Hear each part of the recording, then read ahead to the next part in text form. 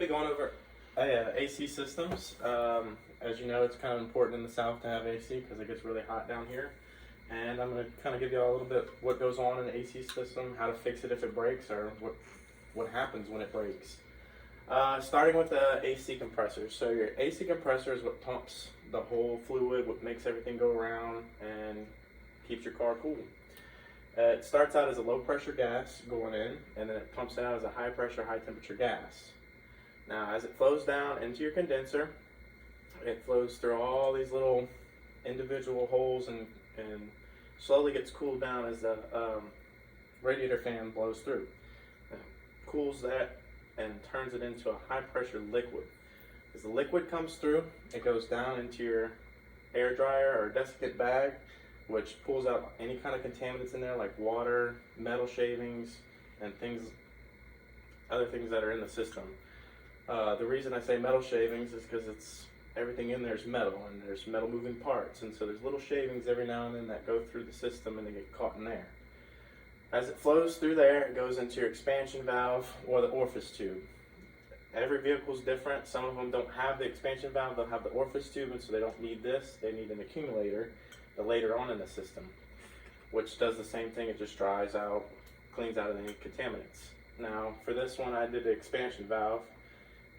As you go through high pressure, it shoots through there and turns it into a low pressure. Same thing for the orifice tube. It shoots through a little tiny hole and turns it into a low pressure liquid. Now your low pressure liquid flows through your evaporator and it expands into a low pressure gas again. Expansion, when it does that, that's when it turns into a really, really cold. It takes out the heat out of the system and it makes the evaporator really cold, and that's what you feel blowing inside the cabin of the car. It usually sits under the dashboard. Now, once it flows through that, it goes back through here, and like I said, if you have an orifice tube, it'll go through the accumulator, which will dry it further, and then come back into your AC compressor. Now, you have two different ports. You have a high side and a low side port. That's kind of where you check the system to see how much you have in there, what's going on, how much pressure, and then also pull a vacuum on the system. The systems, when you first start them out, they pull a perfect vacuum on there, and that's when they add in the gas. The gas is usually, there's added enough from 25 to 35 psi. Anywhere over or below that, your AC system won't work.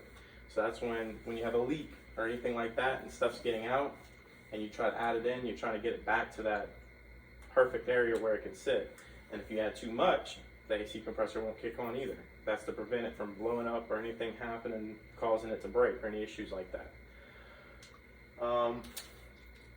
Usually if you have a leak or anything like that, you want to get that fixed. And when you open up the system, you also have to replace other parts like your dryer or your accumulator, because when they're open to the environment, they can get moisture and things like that in there that cause them not to function properly anymore. You still have trouble with your AC system.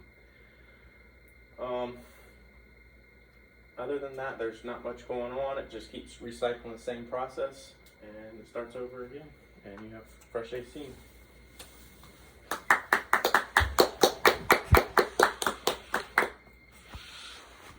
What you have.